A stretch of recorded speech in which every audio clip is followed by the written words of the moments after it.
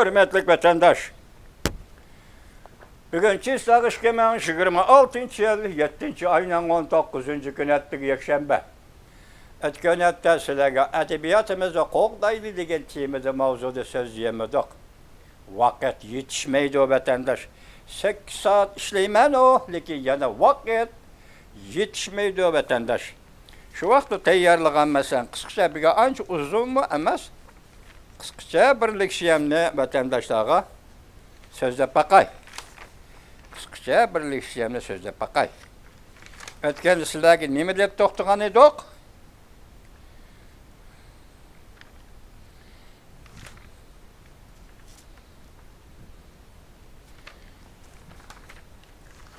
Ötkende sizlarga leksiya sözlep edebiyatımızı qutquzaylı deb mesela Türkiye'nin dağınıq yazğıçısı Sabahiddin Ali'nin Bəxtlik Şehit degen hikayesi misalga elip aldığınları koyduk vatandaş.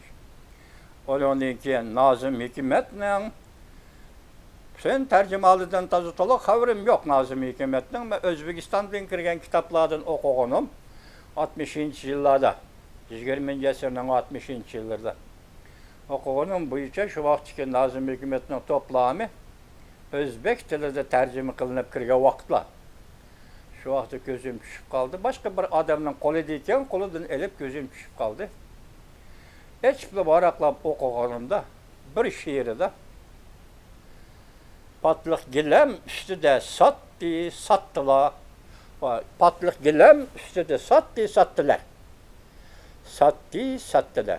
Yani bu Nazım Hikmet'nin siyasi meydanı. Şu vaxtki Türkiye bolsa bu 40-cı 50-ci yıllardaki iş bolsa gerek ve yakunun başka. Ya qaysı devrge qartıldı. Bunun da mı xabarim yok. Kögen bir cümlem şu. Sattılar, sattı. Boğamen, boğacakmen gaz buyullani. Yani şundak mısra ya da gaz buyulla kimge qartıldı? Allah.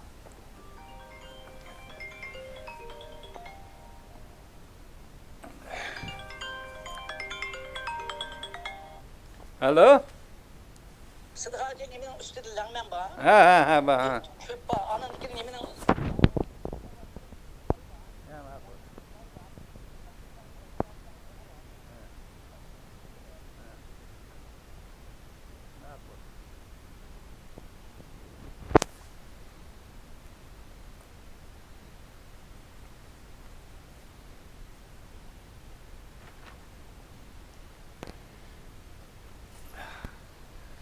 Herkesin vatandaş boğacak ben gaz buyulla.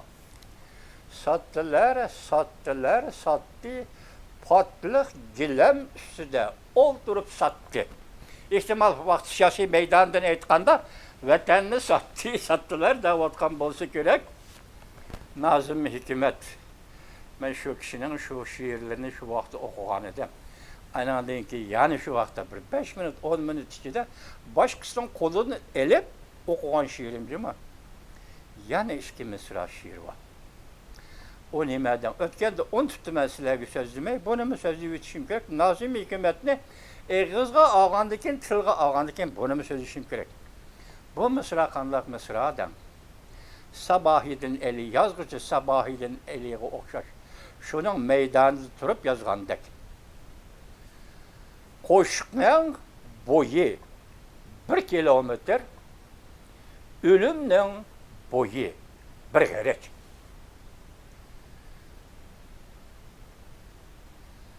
Özbek tilinden okudum, doğru okudum mu, hata okudum mu, lekin muşundaq düşündüm vatandaş.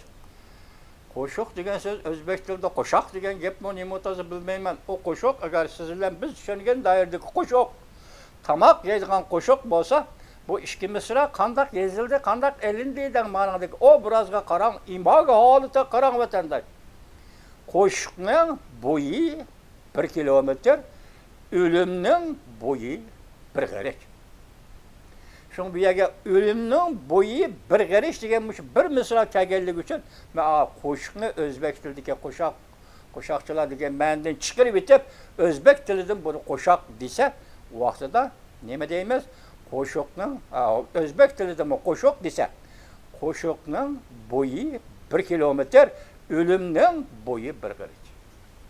Qo'shiq. Biz tamoq yeydigan qo'shiq qochimizda olimiz yemakni eg'izimizga ekkilimiz qo'shiq bilan yeymiz. Mo'sha oraliq qochi bilan eg'izning oralig'idagi oraliq qo'shiq mengib keladigan oraliq, ya'ni qo'shiq qo'lingiz bilan keladigan qo'shiq keladigan oraliq 1 kilometr.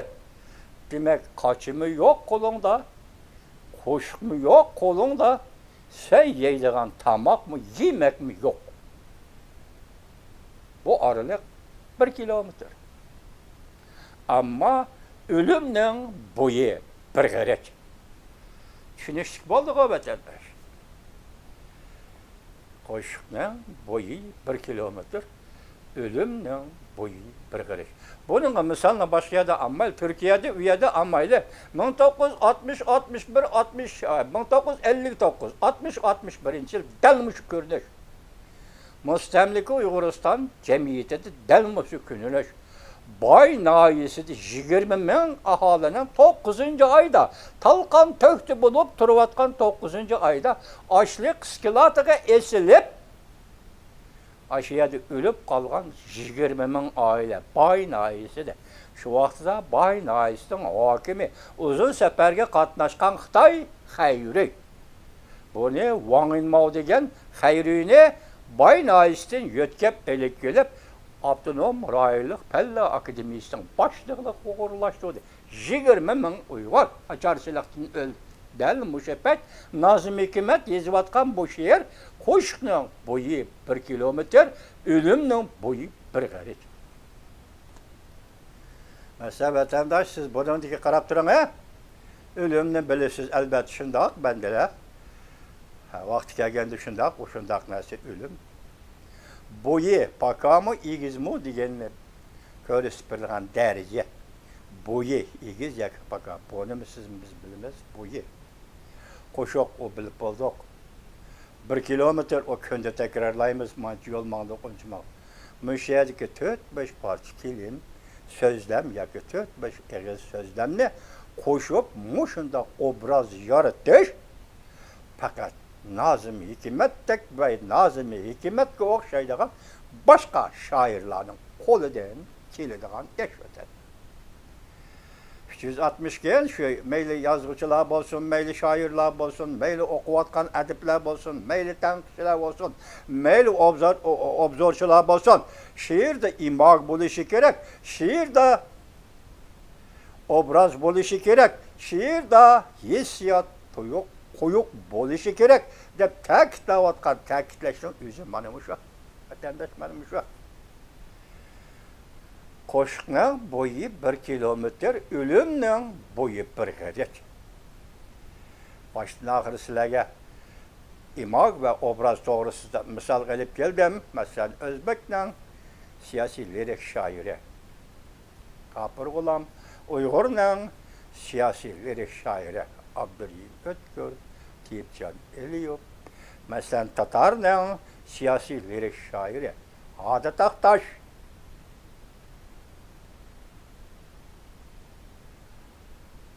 Muşla, ben hemmisine misal gelip aldığınlar taşırdık.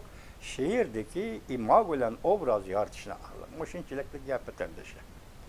Mesela gibi gen sözleyeceğim. Edebi eserlerine bahalaş. Özkendi bir katım muşu, leksiyimiz devamlı sözleyeceğim idik. Bugün yanı kepti bu. İkinci bir Abdur'un yazması bulup kepti. Edebi eserlerine bahalaş. Abdur'i Li Vilak, Austin Warren.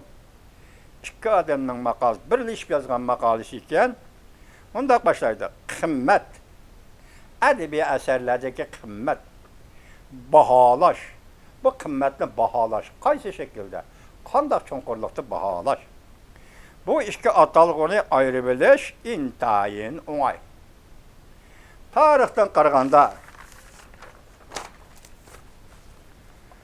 İnşallah eğiz edebiyatı bilen yazma edebiyatını kımmeti bari edebi şekiller dep qaragan. Eğiz edebiyatından çağrı yok, o vaxtda yazık yok vatandaşı. Yazık çıkkandan keyin yazık yazma edebiyat paydo bo'ldi vatanda. Şuna her ikisi o hem eğiz edebiyatı hem bu yazma edebiyat kıymetli eserlerini yaratı ve kıymetli edebiyat şeklidir. Mundaq aytganda insanlar edebiyatga qiziqdi degan gap. Edebiyat ijobiy qimmatga ega deb qaraganligi yana boshqa edebiyatni, edebiy asarlarni yoki alayda edebiy asarni bağlab ko'rgan edebiy tanqidchilar va faylosoflar buning aksicha nazariyaviy xulosalarni chiqargan. Qandaq bo'lishidan qat'iy nazar bizden avval qiziqish tajribalarimizla bo'ladigan ondan qiziqqan narsamizni baholaymiz. Mesela edebiyatga qiziqdik, qiziqqan narsaga baho beramiz. Odatda moddiy dunyomish o. Buni yaxshi deysiz, buni yomon deysiz, qiziqsiz. Beshi qiziqish, oxiri baho. O bahoning natijasi o'zingizga xos. Biz ma'lum şey bilan ma'lum qiziqishning darajasini ayirganda Palani şeyini ben yaxşı gördüm, talana madiyaki tabii güzellikini ben yaxşı gördüm. Muşunun derecesini ayırganda değil. Kızıkışının derecesini ayırganda. Bir xil qilib endizi işiltimiz. Ene bir ölçem buluşu gerek deymiz. Onu belki ölçem qilimiz. Aman geldi ahir ölçem qilimiz. Bahalayımız, qandaq ölçem qilimiz. Biz bağlayan şeyle, biz kızıqqan şeyini öz ara seliştirip bakımız. Müşteriyalarının hemmisi okuvatkan eserini okuvatkan adamlarga xas. Müşteriyalarının hemmisi şu her eserge baha vermekçi olan obzorçularga xas. Eğer biz insaniyet bilen edebiyatın münasibetini tefsili tasvirlemekçi bulur ikimiz. Manıma gep kaltısı gep. İnsaniyet bilen depti bunun qataqı. Adetteki adamlar ya adamlar topu ya adamlar grup emez. Bütün insaniyetin edebiyat bilen boğan münasibeti. Tasvirlemekçi bulur ikimiz biz nurgulluğun belgileme hukumla kıyınçılığı uçurayımız. Yine gep.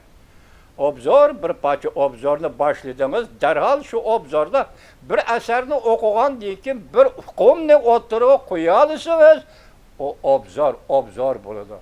Hukumni koyalmışsınız, onun buldu təsirat makalesi buldu.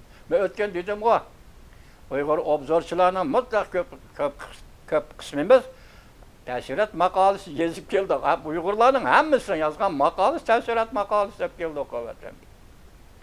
Hazırki zamanın turmuş mənisindən aytqanda ədəbiyyatına ait asta qədəmləb, naxşı qoşaqla usulü, nəğmələ, dini, murasim qatarlıq qızğınlığımızgıca ədəbiyyatını tərbiyələyən mədəniyyət türkümləri içində yetişib ədəbiyyat bulub şəkillənən və tərəqqi qılır. Gördünüz bu ədəbiyyat qandaq mühit oturğu çıxdı deyildən. Edebiyat, nakşa, muzika, kuşakla, usul sanat ve nəğmələ, şundaqla dini murasim mı edebiyatın şekillenişi de? Yani bir Amerikalıqdan din ve edebiyat deydiğen bir əsər var, ben müşəqi, doğru kilizde vətəndaşı. Dini murasim qatarlıq qızğınlıqlarımız içində edebiyat da tərbiyelidir. Edebiyat yetişib çıxdı. Mədəniyyət türkümləri içində yetişib çıxdı. Yukarılarını koşkandı, medeniyet türkümleri içinde edebiyat yetişip çıktı. Edebiyat bulup şekillengen ve terakki kılıp, muşu zamanımız yetip gelgen edebiyat, biz endi o okuyan kişilerine nispeten aytqanda bir konkret eserge, yoki bir neçe eserge, yoki bir edebiyatın mevcutluk devri şaraitiga, yoki bir edebiyatın an'anaviy mirasxo'rlik bilan hozirgi davomlashib kelishiga qaysi tarafdan baho bersangiz, hammasiga baho berishingiz kerak. U sizdan baho talab qiladi vatandosh. Boshda aytdik-ku, insoniyatla edebiyatning munosabati katta gap. Mushu gapning hukmining mushunda qo'yilishi edebiyat bilan insoniyatning munosabati katta gap. Masalan, buning ichida she'r to'g'risi nima deydi ekandan? Shoir uchun aytganda eng dastlabki tajribalarni qurashtirish deganlikdir. Hayot yashadingiz, tajriba shu. Ya'ni qanday tajriba bo'ladi? Mumkin emas. Hayotni yashadingiz, hayot to'g'risi tajribangiz bor vatandosh. Shunga dastlabda bir shoir qo'liga oladi, hayot to'g'risidagi dastlabki tushunchalarni she'r sohasiga olib kiradi deydi. yoki bu tajribalarni pishiqlab ishlash yoki ma'lum sada qaytirish deganlikdir. She'r bitdi, tajribalar asosida yozdingiz. Demak, siz shu tajribalar asosida, ya'ni shu tajribaga va yoki shu tajriba yetib kelgan dunyoga she'riy shaklda inkas qaytarasiz. Bunun ichida inkas qaytarish, buning o'zida ma'lum arliq tashlash asosida shaylar to'g'risidagi nazariy fantaziya deganlikdir. Bu yerda arliq tashlash, tasavvur bilan dunyo o'ttirisi arliq tashlash, tasavvur bilan tajriba o'ttirisi arliq tashlash, tajribani she'riy shaklga keltirish to'g'risida yoki shu yerga yetganda bu yana arliq tashlash. Bu deganlik, acaba she'r qandaydir bir ayrim omillar ichida mavjud bo'lmaydi, balki munosabatlar to'pig'i tayinidir. Biz she'rning qurilmasi deb ataydigan she'rning ichki qurilmasiga tayinidir. Biz boshda Nazim Hikmatning she'rini nima dedik? O'sha so'zlarni bo'yi, egizligi, qo'shiq, toboq qochadigan hammamiz bilamiz. Nemishqi shoir mush imbog'ni, mush obrazni, mush darajada buyuklikning ichida yaratdi desangiz, mayadi she'r hammasi shuning qatorida, ya'ni qurilmaning qatoriga kirib ketsin deyli. Biz o'tganda she'rning tashqi shakli va ichki qurilmasi dedik. Asli qizg'alganda tashqi shakli va ichki shakli. Shakl bo'lish uchun ko'zga ko'rinib turish kerak. Shunga tashqi shakli she'rning ko'zga ko'rinib turdi, ichki shakli ko'zga ko'rinmaydi. Qurilma, abstrakt qurilma bugun Nazim Hikmatning she'rini heliqi obraz yaratish, heliqidagi imog yaratish dardisiga kelib keldi. Bu yerda bir masala paydo bo'ladi. Qandaq bir omilni she'rning qurilmasiga ilib kirgilib bo'lmaydi. Yani bir omil bor dedi, she'rning qurilmasiga ilib kirgilib bo'lmaydi deb. Men bunaga mundaq javob berishim kerak deydi bilyamki. İnsaniyat tajribasidagi tajribalarning hammasi she'rning sirtiga qiqilmasligi kerak. Tajriba dedi-ku, shuningdek tajriba olgan barliq omillar she'rning sirtiga qiqilmasligi kerak. Bu deganlik hargizmi har qanday narsa, har qanday she'rlar shiltishga bo'ladi deganlik emas. Endi bu belki yaşım şekillik cümlelerden ha bu. Yaşım şekillik deganlik emas. Yani muayyen bir ahval aslında bir amilni qalaymakan shiltishga bo'lmaydi. Yani tekrarlashga bo'lmaydi. Bundaq deganlik, yani shuningdan direkt bildi-ki, boshqa taraflar umuman o'xshash bo'lgan ahvol aslida bir nafar shoirning buyukligi shu yerdiki, o yozgan she'r bilan tajribalar doirasidan keng kichikligini egallashingiz va ajrashtirib, ayirib turib qarashingiz kerak. Bu yerda har qanday omilni har qanday vaqtda she'r elib kirgili bo'lmaydi.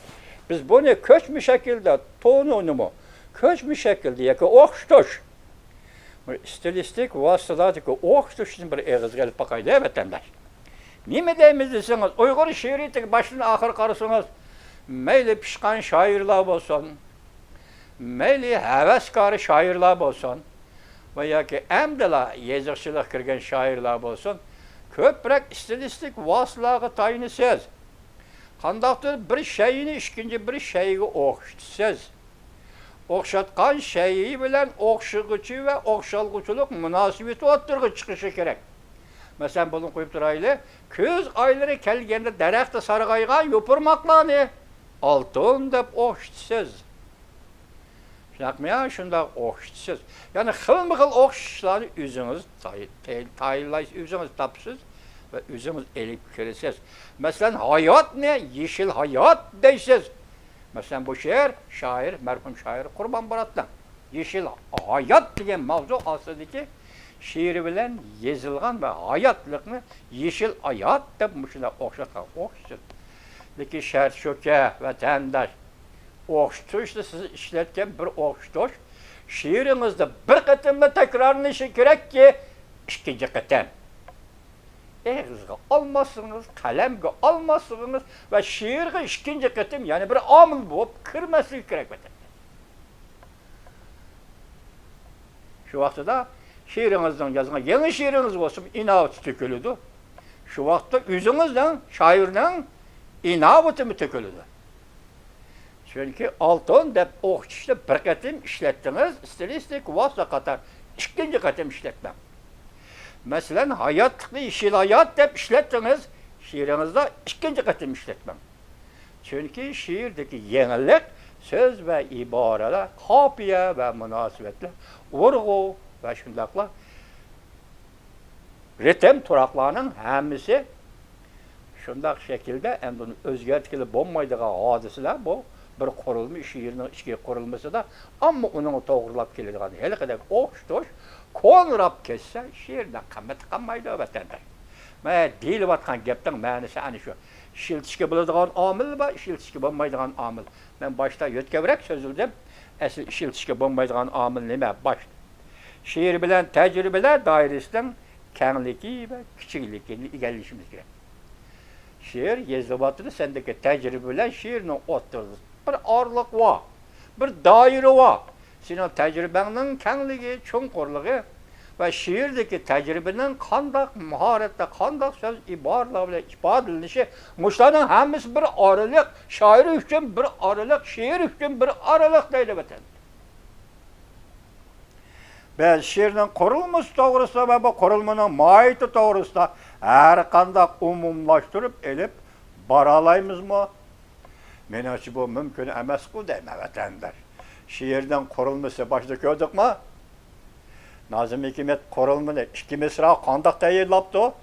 Hemişi bunu hemişi eğizge alamayız. Çünkü şairimi hemişi digidek bunda keltirip yezi vermeydi o vatandaş. Kalem bundak kili vermeydi o, hissiyat bundak kili vermeydi, ters gep. Yaman kiyin gep. Şiirde imagüle obrazın ornu imtihan kiyin gep. Şunu bir yerde nemi değmez, bunu umumlaştıralayımız mı dedi. Ya, avval bu kurulma nurgun karma karşılıklarını ölçüsü aman işe. Şiirinin kurulması teyyarlaştığın üzü nurgun karma karşılıklar. Koşuk bilen kilometre oturusundaki karma karşılık. Ölüm bilen bir geriç oturusundaki karma karşılık. Bunu koşkanda avvalki mısra bilen kiyin mısra oturusunda karma karşılık. Moşularını kuraştırıp bir icabi şekilde işki kurulmuğa keltirip manıma imag, manıma obraz, manıma şiir köpçelik okunlar dep taşlaysız deyim elbette. Her bir katlam dışında kengiyiş küçüğü şiirinin kapiyesi de söz oranı da gördünüz mü? Başlayıp ritim turakı da ve sözlemlerinin vurgusu da ağırlığı da peyda. Şiirinin kengiyiş küçüğü kapiyelerinin şekillendirilişi, yani şekilleştirilişi. Şiirinin kengiyiş küçüğü ve kapiyelerinin şekilleştirilişi. Tilinin şekilsiz kaldırılışı. Tilini işitimiz bu. Hemiş obraz, hemiş imag bulup vermeydi til. Onda ona gep yok. Siz şiiri işletken şiiri til, hemiş gidek ondak ravan bir süpette sizge imag ve sizge obraz bulup vermeydi. Bu vaktideki ihkamlık nimedi, birlik nimedi. Til, işki kurulma, şairin hissiyatı, şairin tecrübesi, şiiri muhit ve şu vaktiki şairinin psikolojik, ruhi keyfiyatı ve onun ihtiyacı. Yani müşahede ben nime edip çıkıyorum, nime deyim ben bu şiirde. Muşla ile birleşik bildi bu mürekkeplik, hıl mürekkeplik, abstrakitlik ve konkretlikten birliği ve birbirine red kılışı. Abstrakitlik ve konkretlik. Müşahede bir cibalay vatandaşım yakından biri, ben burun kömüge rastım desem, endikili vazıdı o. Hazır bir kara kahve. Yani birisi yigani men. Bir kara kahveni aytkan, nakşı kılıp aytkan kişi tili sel çene vatıdı. İhtimal Türkiye'de doğulup, Türkiye'de ösken balığı gerek. Anadaki yigani men. degan naqsha to'liq Uyg'ur tilida, sap ravon Uyg'ur tilida aytilyapti. Ikki naqshini anglagan bo'lsangiz, uning silingan muzika, asriy muzika, sizni asir tutadigan, sizni asir qilib oladigan muzika bo'lganning sirtida uning badiligi muzikasi desangiz, uning so'zdan bir she'rga kirgan so'zlarni o'qib konkretlikda qaysi darajaga yetgan vatandosh. Shoir deymiz. Mana shunday shoirni uchratganda, endi chavaq chalamaz vatandosh. Yolbas mangan tağlarda menip bakkanman. Yolbas mangan tağlarda menip bakkanman. Çayan yatkan uğulada hem yetip bakkanman. Ma keyinki misra toluq olmay kaldı. Başka sonra yolbas yatkan tağlarda yetip bakkanman. Bak. Şiir deysiz, onun muzikasını manglaysız. Bir Uygur vatandaşım inkas yazıptı, şuna neyim deyipti, demek ki odamız ma akıl ne? Uygur'daki sezgürlük ve akıl ve sezgürlük, Uygur. Bana karat durma. Bu ahanlarının hemisi köpünce Türkçe ahanlığa maskelidir. Digini bu ahanlar, ya ki nakşi müzik ahanları, Uygur'un nakşi müzik ahanları emez. Deyipti, bırak. Bu nakşi müzik şundak tatımda, şundak yakşı, şundak güzel, şundak çıraylı. Nakşıga əsər olursunuz, nakşının sözüge əsər olursunuz. Bunun sebebi ne mi? Canlar deyirsler o. Türktaşlık, Uygur Türkleri deyirsler o. Bir yerde fark yok da. Böyle Türklerin aham olsun, kimden aham olsun bu şiir. Yani bir nesisi varken, ona sınaktım ben. Çay demdi, çay yani içkisi var ki o şiirler gelmedi. Acayip nakşılar vatandaş. Acayip nakşılar. Arası da bunu da en adlisi şiir de kemiş kuşu. Adetteki okutuşunun her kaysı amilleri arası da buldu. Kemiş kuşu, güzellik ve hunuklik arası da buldu. Şiirden kemiş kuşu diyen nime? Bana cevap veriyordu da ben cevap veriyordu. Şiirinin kemiş kuşu, adetteki okutuşunun her kaysı amilleri içinde buldu. Şiirinin kemiş kuşu. Kemiş kuşu, güzellik ve hunukluk arası da buldu. Şiirinin kemiş kuşu. Ve her xil iddiyalarının içinde buldu. Vah. Kuşak. 1 kilometre. Ölümün boyu bir giriş. Her xil iddiyalarının içinde buldu. Şiirinin kemiş kuşu. Kemiş, istihara. Yani kinaye teaddi. Şiirde keltirdiğin kinaye teaddilerinin içinde bu kemiş kuşu buldu. Kinayenin her xil amilleri içinde buldu. Her xil kinaye kılış şekilleri var. Zerdi bilen kinaye kılış şekli, meshkere bilen kinaye kılış şekli, medya bilen medyalep durup çökürüş deydiğin gep bak o. Ha şundak. Medyalep durup çökürüş şeklindeki kemiş kuşu şiirinin hemmisi moşinasıdır. Şiirinin kemiş kuşu da batıdı. Kıskısa şiir bir kuplet bolsun mu özü üçün izdiniş lazım. Nime deydi ahırda? Şiir o güzelliktir. Şiir o güzellik yaratkıcıdır. Şair o güzellik yaratkıcıdır. Ne mi diysen de bakın ki şiir özü üçün izdinişi gerek.